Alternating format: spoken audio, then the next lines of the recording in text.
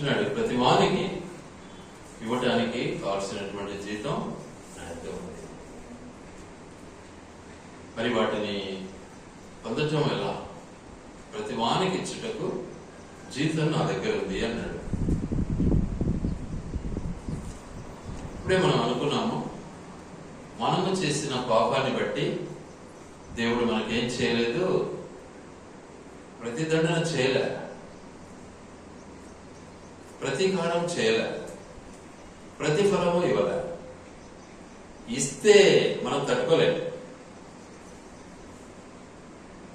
లేసింది మొదలు మనం తప్పులే చేస్తా ఉంటాం. కాబట్టి మన జీవితాల్లో మనం జ్ఞాపం చేసుకున్నాం. ఆలోచించండి ఒకసారి. చాలా స్పష్టంగా దేవుడు మాట్లాడతాడు. ఏమంటాడంటే,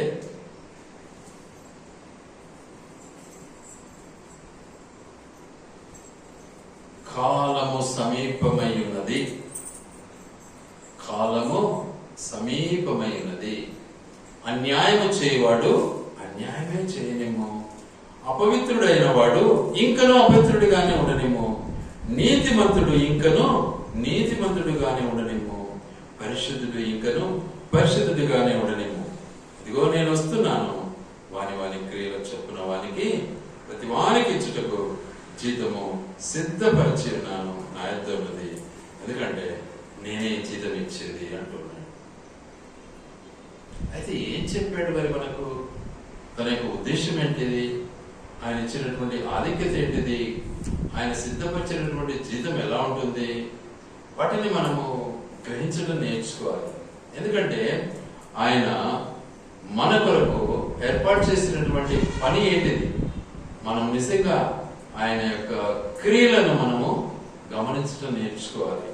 ఆయన క్రియలను బట్టి మన జీవితాలను అమర్చుకోవడం నేర్చుకోవాలి. అందుకే ఆయన అన్నాడు, ఏమన్నాడు? ప్రతి వానికి వాని వాని క్రియల చొప్పున ప్రతిఫలం ఇచ్చును. రోమపత్రిక 2:6 అంటాడు అన్నమాట.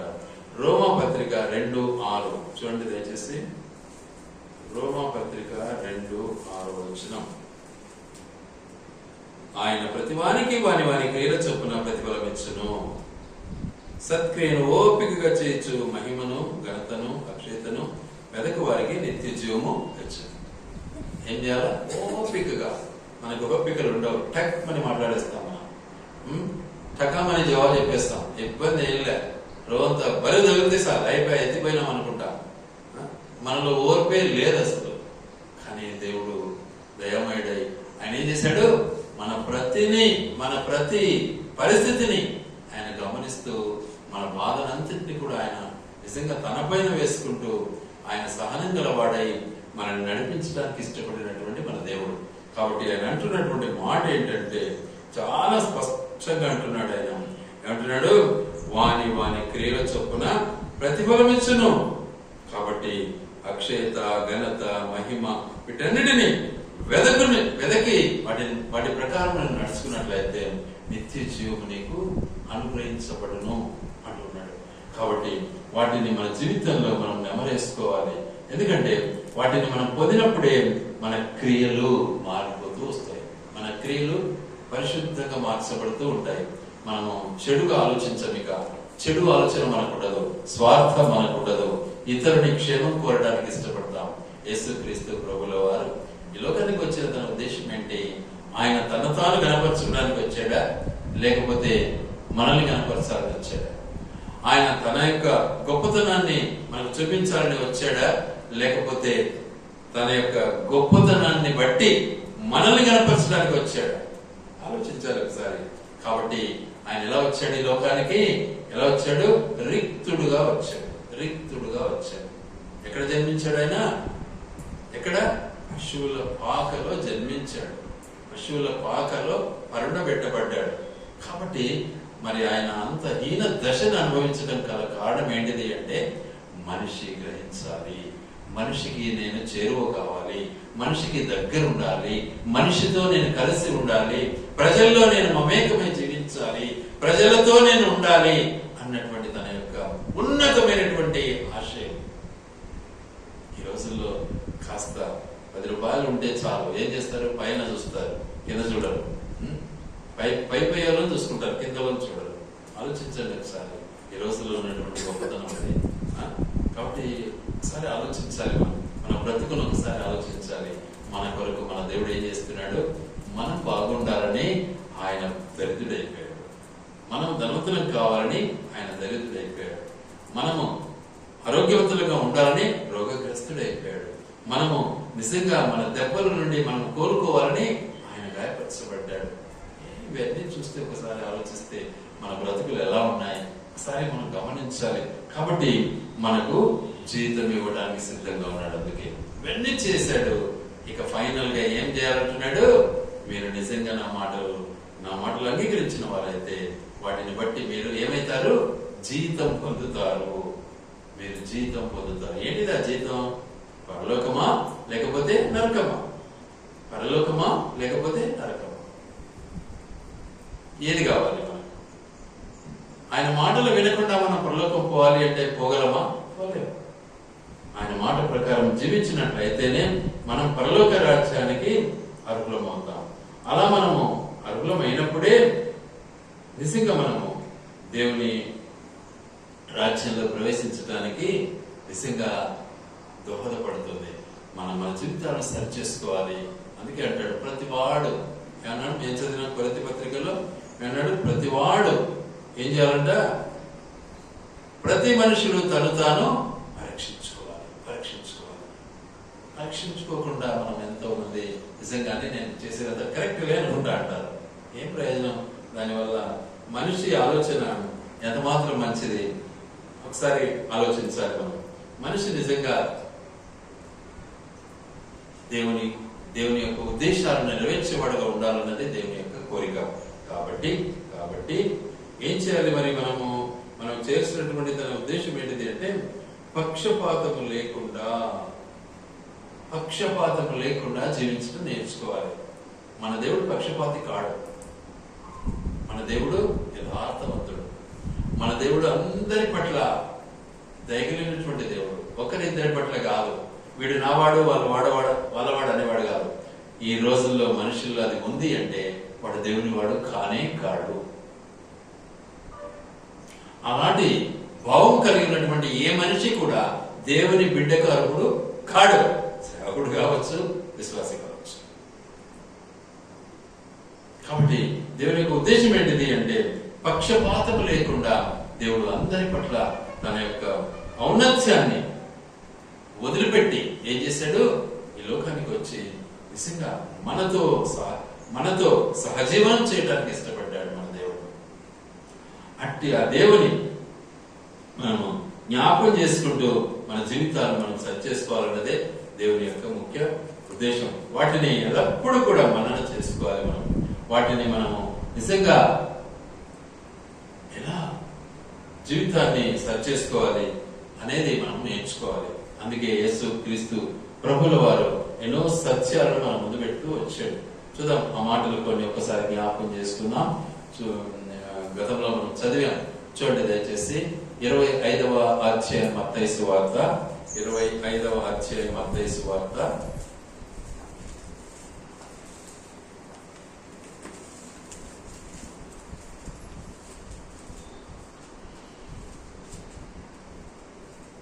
25వ అధ్యాయము మత్తయి సువార్త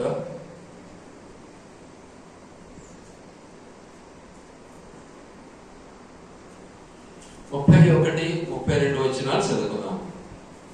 తన మహిమతో మనుష్య కుమారుడును ఆయనతో కూడా సమస్త దూతలను వచ్చినప్పుడు ఆయన తన మహిమ గల సింహాసనం మీద ఆసీనుడై ఉండును. చాలా స్పష్టంగా ఉంది. సింహాసనాసీనుడై ఉన్నాడు దేవుడు. మనం కింద చూస్తాం, ఆయన చూసేది నేర్చుకోవాలి. మన చూపు కిందికి ఉంటుంది ఎప్పుడు. హై చూపు కావాలి మనకు. మన దేవుడు ఎక్కడున్నాడు? ఆకాశంలో సింహాసనం కలిగినటువంటి వాడే, మహిమ కలిగినటువంటి సింహాసనం పైన ఆసీనుడైనటువంటి వాడే ఉన్నాడు. రెండవది, అప్పుడు సమస్త జనులు ఆయన ఎదుట పోగు చేయబడతారు. ఎవరు? సమస్త జనులు. ఈడు వాడు అన్నాడా? వాడు తెల్లడు ఈయన నల్లుడు ఏమన్నా అన్నాడా? అనలే. ఎవరెవరు పోగు చేయబడతారు? సమస్త జనులు. ఒకరిద్దరు కాదు, సమస్త జనులు. ఈ లోకంలో మనము రకరకాల కులాలు పెట్టుకొని చచ్చిపోతూ ఉన్నాం. కానీ దేవుని దృష్టిలో జనులు, ప్రజలు అంతే. సమస్త జనులు ఆయన ఎదుట ఏం చేయబడతారు? బాగు చేయబడతారు. ఎవరిని వదిలిపెట్టాడు. ఎందుకంటే పుట్టించింది ఆయనే. ప్రజలు తెలియక నానా విధాలుగా తంటాలు పడి రకరకాల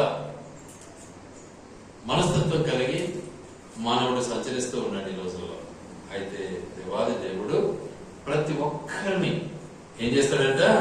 పోగు చేసి వాళ్ళకి ఏం చేస్తాడంట? తీర్పిస్తాడట, జడ్జిమెంట్ చేస్తాడట, న్యాయ తీర్పు ఉంటుంది. లోకంలో ఈ రోజుల్లో కోర్టు తీర్పిస్తే అది న్యాయం అనుకుంటారు. కాదు, అదేనాటికి న్యాయం కానే కాదు, అన్యాయం. జడ్జి బానిస అయిపోతున్నాడు దేనికి? లంచానికి. తర్వాత రకరకాల న్యాయాధిపతులు అందరూ కూడా తలంచుతున్నారు దేనికి? డబ్బుకు. కానీ యేసు ప్రభు డబ్బుకు తల వంచేవాడు కాడు. జాగ్రత్త. యేసు ప్రభు ధనధాన్యం నీకు ఇచ్చేవాడు. ఆయనకెందుకు? ఆయన న్యాయాధిపతిగా వస్తాడు. ఏం చేస్తాడు అప్పుడు? గొర్రెలను మేకలను వేరు చేయడానికి ఇష్టపడతాడు. అప్పుడు రెండే జాతులు ఉంటాయి. ఏం జాతి? విశ్వాసి, అవిశ్వాసి. ఏ కులము? విశ్వాసి, అవిశ్వాసి. రెండే కులాలు ఉంటాయి. ఇక ఏముండవాడా? ఈ లోకంలో మనమున్నంత వరకు ఆడ మగ ఈ రెండు జాతులే ఉండేది. కానీ దేవుని దగ్గర తీర్పుకు వెళ్ళినప్పుడు ఆడ మగ కాదు. ఆడ ఏ జాతులు ఉంటాయి? విశ్వాసి, అవిశ్వాసి. ఈ రెండు జాతులు ఉంటాయి. జాగ్రత్త పడాలి మనం. ఆడ ఏ కులం ఉండదు, ఆడ ఏ వర్ణం ఉండదు, ఏ మతం ఉండదు. ఒకటే మనుష్యులు అనే మతం ఉంటుంది. రెండవది ఎన్ని వర్ణాలు ఉంటాయి అక్కడ? విశ్వాసి, అవిశ్వాసి. ప్రభు నమ్మేవా, నమ్మలేదా? పాప క్షమాపణ పొందేవా, పొందలేదా? ఈ రెండే. వాటిని బట్టి దేవుడు తీర్పు తీర్చడానికి ఇష్టపడతాడు. వాటి ప్రకారం దేవుడు తీర్పు తీర్చడానికి ఇష్టపడతాడు. గనుక వాటిని బట్టి మన జీవితంలో మనం నేర్చుకోవాల్సినటువంటి గొప్ప పాఠం. ఏం చేయాలి మరి మనము? ఏం చేయాలి మరి మనము? ఆయన ప్రేమలో పాలివారమై కొనసాగాలి. ఆయన ప్రేమ ఎలాంటిది? లోబడిన జీవితం. తండ్రికి లోబడిన జీవితం ఎలా ఉంటుంది? చూడండి దయచేసి. యోహాను మొదటి పత్రిక 4వ అధ్యాయము 17వ వచనం. యోహాను మొదటి పత్రిక 4వ అధ్యాయము 17వ వచనం.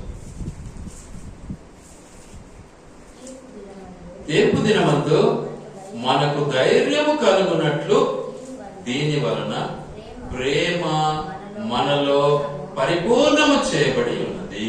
ఎలైనగా ఆయన ఎట్టివాడై ఉన్నాడు, మనము కూడా ఈ లోకములో అట్టివారమై ఉండాలి. ఆయన ఎట్టివాడు? ప్రేమమయుడు. ఆయన ప్రేమ కలిగినటువంటి వాడు. మనలో ఏముంది? ఈర్ష్య ఉంది, కపటం ఉంది, ద్వేషం ఉంది, కలహం ఉంది, మత్సరం ఉంది, క్రోధం ఉంది. ఏం ప్రయోజనం? దానివల్ల ఎలా పోతాము? నీళ్ళలో మునిగి తేలినామంటే పోతామా? పోలేం. వీటన్నిటిని విడిచిపెట్టాలి మనం కూడా. వాటిని విడిచినప్పుడే ఆయన ప్రేమలో వేరు పారిన వారం అవుతాం మనం. అట్టి ప్రేమను మనము ఆస్వాదించేది నేర్చుకోవాలి. ఏలోక ప్రేమ కాదు. రాన్నా రాన్నా రాక్క రాక్క, ఇక మంచిలే తాగక్క, ఏదో కాఫీ తాగక్క, టీ తాగక్క కాదు గొప్పతనం.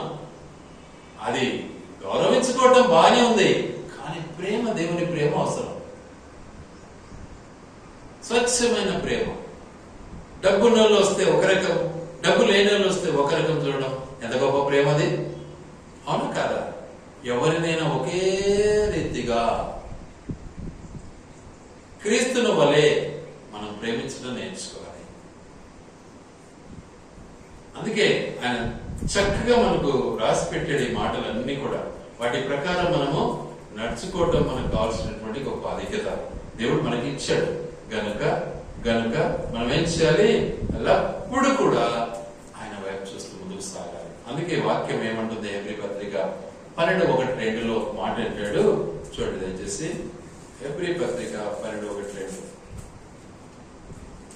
ఇంత గొప్ప సాక్షి సమూహము మేఘం వలె మనలను ఆవరించి ఉన్నందున మనము కూడా ప్రతి భారమును సులువుగా చిక్కులో పెట్టు ప్రతి పాపమును విడిచిపెట్టి ఏం విడిచిపెడదాము? పాపాన్ని విడిచిపెట్టాలి.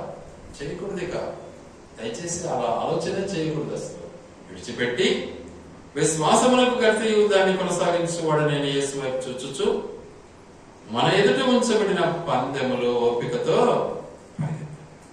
తన ఎదుట ఉంచబడిన ఆనందం కొరకై అవమానమును నిర్లక్ష్య పెట్టి సిలువను సహించి దేవుని సింహాసనం యొక్క గుడి పార్శ్వమున చూసారా? ఎందుకంటే సిలువను సహించాడు, బాధను అనుభవించాడు, మనము చేసిన ప్రతి పాపాన్ని బట్టి శ్రమ పొందాడు, వాటి నుంచి మనల్ని విడుదల చేయడానికి మృత్యుంజయుడయ్యాడు, మరణాన్ని జయించాడు. ఆయన వైపు చూస్తూ ముందుకు సాగడం మనము నేర్చుకోవాలి. అందుకే ఆయన అంటాడు ఇక్కడ, యేసు వైపు చూచు ఏం చేయాలి? మన ఎదుట ఉంచబడినటువంటి పరుగు పందెంలో పరిగెత్తడం నేర్చుకోవాలి. పరిగెత్తడం, నిద్ర సంతటికి పండుగ నిద్రపోదాం అనకూడదు. చాలా మంది ఈరోజు రెస్ట్ కు ఏమైపోయినారు? బానిసలు అయిపోయినారు. ఎప్పుడు కావాల్సిన రెస్ట్ కావాలి. రెస్ట్ కదా, రెస్ట్ ఉంటే చాలు మాకు. ఎంత గొప్ప విషయం కదా అది. అబ్బా, కొందరు ఏమంటారు, అసలే రెస్ట్ లేదు బా, చాలా బిజీ అయిపోయినాము అంటారు. ఏమిట్లో బిజీ అయినాం? లోకల్లో బిజీ అయినాం, ప్రభువులో బిజీ కాదన్నా. కాబట్టి మన బ్రతుకులో ఒకసారి గమనించాలి, వాటిని మనం జ్ఞాపం చేసుకోవాలి, వాటి ప్రకారం మనం ముందుకు సాగడం నేర్చుకోవాలి. అప్పుడే మన బ్రతుకులు మార్చబడతాయి, అప్పుడే మన యొక్క జీవితాలు మార్చబడతాయి, అప్పుడే మనము ధన్యులమవుతాం. అలా మనం చేయలేకపోతే ప్రభువులో మనం కొనసాగలేము, ప్రభు రాజ్యంలో అసలు చేయలేము. కనుక ఆయన ఇచ్చినటువంటి భాగం ఏంటిది అంటే, ఆయన వస్తే ఏం చేస్తాడంట? ఇద్దరిని వేరు చేస్తాడట. ఎవరెవరిని? స్త్రీ పురుషులనా? కాదు. ఎవరెవరిని? గొర్రెలను మేకలను. గొర్రెలు వెంబడించేటివి, మేకలు ఇష్టానుసారంగా నడిచేటివి. ఈ రెండు జాతులే ఉండేది ఆడ. ఈడ కూడా ఆ రెండు జాతులే ఉండేది, కానీ ఇక్కడ రకరకాల నానా జాతులు పెట్టుకున్నారు ప్రజలు. కానీ రెండే జాతులు అయితే దేవుని దృష్టిలో. ఒకటి దేవుని వెంబడించేది, రెండవది లోకాన్ని వెంబడించేది. ఏ జాతి అయితే బాగుంటుంది మనకి ఒకసారి ఆలోచించుకోండి. ఏ కులం అయితే బాగుంటుంది? వెంబడించే కులం బాగుంటుందా? ఇష్టానుసారంగా నడుచుకునే కులం బాగుంటుందా? ఆలోచించాలి. అందుకనే వాక్యం ఒక మాట ఉంది, సామెతల గ్రంథం 18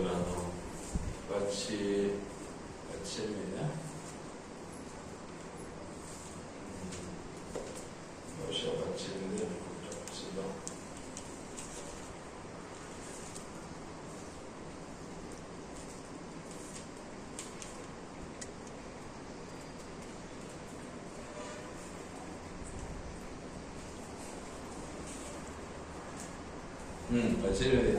ఒకటో వచ్చిన వేరుండగోరువాడు స్వేచ్ఛానుసారంగా నడిచేవాడు, అట్టివాడు లెస్ అయిన జ్ఞానమునకు విరోధి. బుద్ధిహీనుడు వివేచన యందు సంతోషింపక ఏం చేస్తాడు? తన అభిప్రాయములను బయలుపరచుట యందు సంతోషించు. చూసారా? తనదే గొప్ప, నేనే కరెక్ట్, వేరే వాడు తప్పే. ఈరోజు తప్పులు పట్టేవారు చాలా మంది ఉంటారు, కానీ తాను తప్పులు పట్టుకునేవాడు తక్కువ ఉంటారు. ఆలోచించుకోండి ఒకసారి. ఎప్పుడు ఎదుటివన్నీ విమర్శించడం మనకు బాగా తెలుసు, అంతే కదా? కాబట్టి విమర్శకులను కాకూడదు. మనమంతా ఏం కావాలా? విమర్శలో పాస్ కావాలి, దేవునికి లోబడిన వారం కావాలి మనం. అది దేవుని యొక్క ఉద్దేశం. అంతేగాని మనమంతా కూడా విమర్శకులమై ఏమైతామో? పరలోకానికి పోతామా? నరకానికి వెళ్తామండి. కాబట్టి అలాంటి స్థితికి మనము మరి దిగజారిపోకుండాన్నట్లు మన బ్రతుకులను మనం ఏం చేసుకోవాలి? సరి చేసుకోవాలి. అందుకే ఆయన అన్నాడు, ప్రతి మనుషుడు అంటాడు, ప్రతి వ్యక్తి ఏం చేయమన్నాడు? తను తాను పరీక్షించుకోవాలి అన్నాడు. తను తాను పరీక్షించుకో ఉంచుకొని ముందుకు సాగాలి. ఎందుకంటే ఈ లోకంలో అణువున మనము ఏం చేస్తుంటామో పాపం చేస్తూ ఉంటాం, అడుగడుగున పాపం చేస్తూ ఉంటాం. ఇంత అంత కాదు, ఆలోచనలో పాపం చేస్తాం, మోసం చేస్తాం, పెట్టుబడిలో, ఇంకా రకరకాల పరిస్థితులు అన్నింటిలో కూడా తప్పే తప్పే తప్పే చీకటికి బానిస అయిపోతూ ఉంటాం. ఎంతసేపునే మనకు మేలు కలగాలని కోరుతూ ఉంటాం. బైబిల్ కూడా చేతిలో ఉంటుంది కానీ స్వార్థానికి బానిసలు అయిపోయి ఉంటారు చాలా వరకు. బైబిల్ ఏమో చేతిలో ఉంటుంది, ఆ మాటలు కూడా ఉన్నాయి వాక్యంలో. ఏమంటారు? నేను చెప్పినట్టు చెప్తారట, దేవుడు నాకు చెప్పినాడు అని చెప్తారట. ఎవరు చెప్తారు? ఇక్కడ ఎల్లప్పుడు కూడా చెప్పేవాళ్ళు చాలా మంది. నేను చెప్పనండి అట్లా, మీరేమన్నా అనుకోండి, నేను అలా చెప్పను. అందుకే తీయకుండదు నా మాటలు, అందుకే నా మాట చేదుగా ఉంటాయి అన్నమాట. వాక్యం ఎలా ఉంటుంది? తీయకుంటుందే. వాక్యం ఏమో తీయగా ఉంది, మధురమైందే. దావీదు మహారాజు అంటాడు కదా 19వ కీర్తనలో, ఏమంటాడు? నీ వాక్యము జుంటు తేనె దారుల కంటే తీయనైనది అంటాడు. చూడండి ఒకసారి, ఇక్కడ ఉంది అన్నమాట.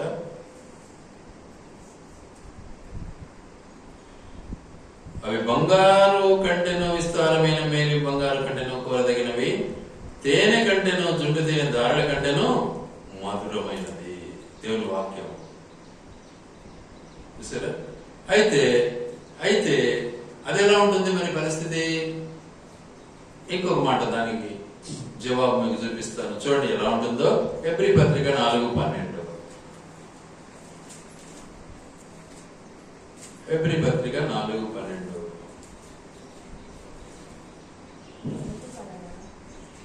ఎందుకనగా దేవుని వాక్యము సజీవమై బలము గలదై రెండంచులు గల ఎటువంటి ఖడ్గము కంటెను వాడిగా ఉండి ప్రాణాత్మలను కీళ్లను మూలుగను విభజించునంత మట్టుకు దూరుచు ఏం చేస్తుంది? హృదయం యొక్క తలంపులను ఆలోచనలను శోధిస్తారు. ఏది బాగుంది ఇప్పుడు? వాక్యమేమో మంచిదే, తీయగా ఉంటుంది. ఎప్పుడు ఉంటుంది? నువ్వు లోబడినప్పుడు ఉంటుంది. నువ్వు లోబడకపోతే వాక్యం ఎలా ఉంటుంది? నన్నే అంటాడే, నాకే చెప్తాడే, నన్నే కొడతాడే, నన్నే తిడతాడే అనుకుంటుంది. ఆ విధంగా మనుషులు ఆలోచిస్తారు. నువ్వు లోబడితే అసలు నీకేం తగలదు. ఎట్లుంటుంది? మధురంగా ఉంటుంది. జుంటు తేనె దారుల కంటే అతి మధురం. కానీ నీ జీవితంలో నువ్వు మార్పు చెందకుండా లోకానుసారంగా ఉన్నట్లయితే ఈ మాటలు ఎలా ఉంటాయి? నీకు ఖడ్గంలా ఉంటాయి, కత్తిరిస్తా ఉంటాయి.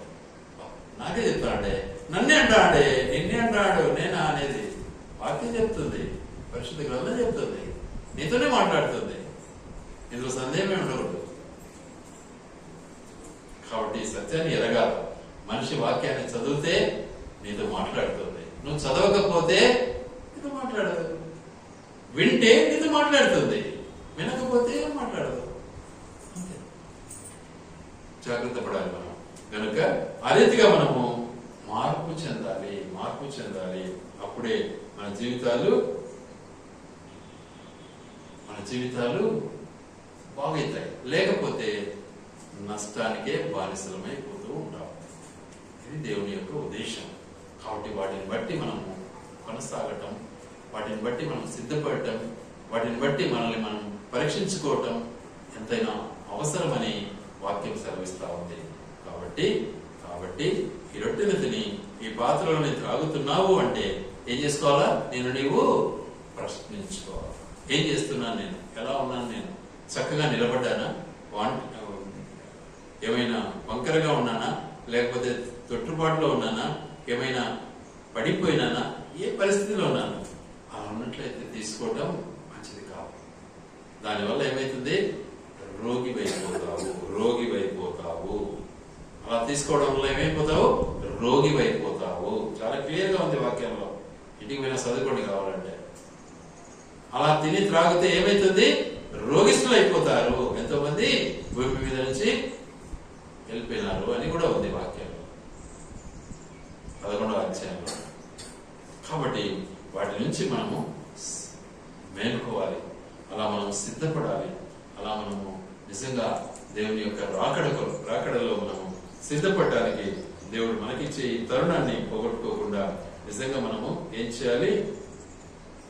మన దేవుడు ఎల్లప్పుడూ మనల్ని చూస్తున్నాడు అని మనము మర్చిపోకూడదు. ఎక్కడున్నా సరే, ఏ మాట మాట్లాడినా సరే, 4 గోడల మధ్యలోనూ ఉన్నా సరే, నాకెవ్వరు ఇంకా చూడలేదు అనుకుంటావేమో, కానీ దేవుడు నేను చూస్తూ ఉంటాడు. నువ్వు ఒంటరిగా ఉన్నప్పుడు నీ ఆలోచన ఎలా ఉంటుందో ఒకసారి ఆలోచించుకో. దేవుడు కనిపెట్టాడా? దేవుని ఆత్మ నీలో ఉంది కదా. దాన్ని ఏమంటారు? ఏంది? సీసీ కెమెరా అది. మరి నేను పరిశీలించదా? ఎక్కడ తప్పించుకుంటావు నువ్వు? ఎలా తప్పించుకోగలవు అసలు? కాబట్టి నీ యొక్క జీవిత విధానాన్ని మార్చుకోవాలి. మార్చుకున్నప్పుడే దేవుని యొక్క జడ్జిమెంట్కు నువ్వు నిజంగా వెళ్లకుండా పరలోక రాజ్యానికి వెళ్ళటానికి నీకు వీలవుతుంది. అందుకనే వాక్యం సెలవిస్తున్న మాట, ఇదిగో త్వరగా వచ్చుచున్నాను, వాని క్రియల చొప్పున వానికి నేను ప్రతిఫలం ఇస్తాను. నేను సిద్ధపరిచిన జీతము నా దగ్గర ఉంది, ఇచ్చేది నేనే అంటూ ఉన్నాడు. ఏమిస్తాడు మనకు? ఏం జీతము? పైకే కిందికే? ఇదే మనకు జీతం. ఎక్కడికి పోదాం? ఒకసారి ఆలోచించండి. పైకి పోయే అర్హత మనకుందా? పైకి వెళ్ళే అర్హత మనకుందా? లేక కిందికి అర్హత ఆటోమేటిక్ వచ్చేస్తుంది, ఇబ్బంది ఏం లేదు. పైకి నువ్వు వెళ్ళలేదనుకో, కిందికి అర్హత ఏమో, అంతే. కానీ పైకి వెళ్ళడానికి నువ్వేం కావాలా? ప్రయాసపడాలి, కష్టపడాలి, చాలా ప్రయాసపడాలి. ఒక్క అబద్ధం ఆడకుండా బ్రతకాలి అంటే ఎంత కష్టమో ఒకసారి ఆలోచించుకోండి మీరు. అబ్బా, అబద్ధం ఆడకుండా ఎట్లా వస్తాం అంటారా అనరా? మరి మీరు ఇలా చాలా కష్టం కదా. కానీ దాన్ని అనుభవించడం నేర్చుకోవాలి. అబద్ధం వల్ల ఏం లాభం మనకు? ఏం ప్రయోజనం మనకు? ఒకసారి తర్బీదు కాండి, ఆటోమేటిక్ అబద్ధం ఆడకుండా ఉంటావు అంతే. నా వరకు నాకు తెలిసినంతలో అబద్ధం ఆడడానికి నేను ఇష్టపడను. గ్యారంటీ ఇస్తున్నా, 100% గ్యారంటీ ఇస్తున్నా. మాట తప్పేదానికి ఇష్టపడను. అందుకే నా మాట సొర్రమంటది అందరికి. ఇంట్లో సొర్రమంటది, బయట సొర్రమంటది. నేనేం చేసేది? నా వల్ల చాలా ఇబ్బంది పడుతుంటారు అంతా. కారణం పరిశుద్ధ గ్రంథానుసారమైన జీవితం ఏం చేయదు. ఇహలోకానుసారమైనటువంటి పాలిషింగ్ వర్డ్స్ ఉండవు. లోకానుసారంగా మస్కా పాలిష్ చేసేది ఉండదు. ఎగ్జాక్ట్ గా మాట్లాడేది ఉంటుంది. న్యాయం ఏదో అది కావాలి అంతే, అన్యాయానికి కాదు కోరుకున్నాం. కాబట్టి సిద్ధపడదాం, మనల్ని మనం పరీక్షించుకుందాం. మనమంతా కూడా ప్రభువు యొక్క బలలో ప్రవేశించడానికి యోగ్యరీతిగా మనల్ని మనం ఏం చేసుకున్నామో సరి చేసుకున్నాం. మనం అందరం ప్రార్థనలోకి వెళ్దాం. దేవుడి మాటలు దీవించును గాక.